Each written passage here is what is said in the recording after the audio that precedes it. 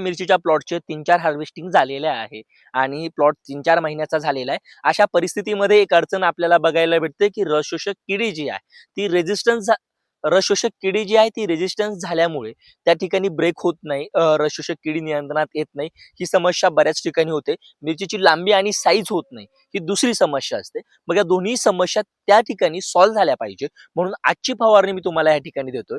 आजची फवारणी घेताना या ठिकाणी तुम्हाला सिजेंटा कंपनीचं सिमोडिस, ज्याच्यामधला मॉलिक्यूल आयसोसायक्लोसिरम आपल्याला बघायला भेटतो, तर या सिमोडिसचा डोस आपल्याला ठेवायचा आहे 120 मिली प्रति 200 लिटर पाणी.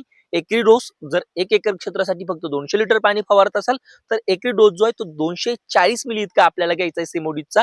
आयसोसायक्लोसिरम हा त्यातला मॉलिक्यूल आहे. त्या सिमोडिस सोबत आपल्याला ॲटलस नावाचं प्रोडक्ट घ्यायचं आहे जे मिरचीची लांबी करण्यासाठी अतिशय छान प्रकारे काम करतं.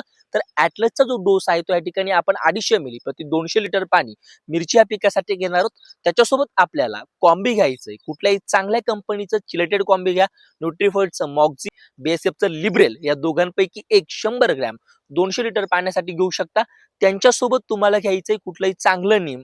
1.25 लाख पीपीएमचं नीम वापरलं तर फक्त जपून वापरा, कारण ते खूप कडू असतं आणि कडू असल्यामुळे आपल्या हातपायांना जर लागलं तर त्याचा त्रास आपल्याला होऊ शकतो. त्या ठिकाणी ग्लोव्ज यूज करा, आपल्या अंगावरती उडणार नाही याची काळजी घ्या आणि व्यवस्थित कव्हरेज घेऊन जर ही फवारणी तुम्ही आपल्या पिकावरती घेतली तर अतिशय भन्नाट रिपोर्ट मिरची पिकासाठी तुम्हाला या कॉम्बिनेशनचे बघायला भेटतात. Stay tune.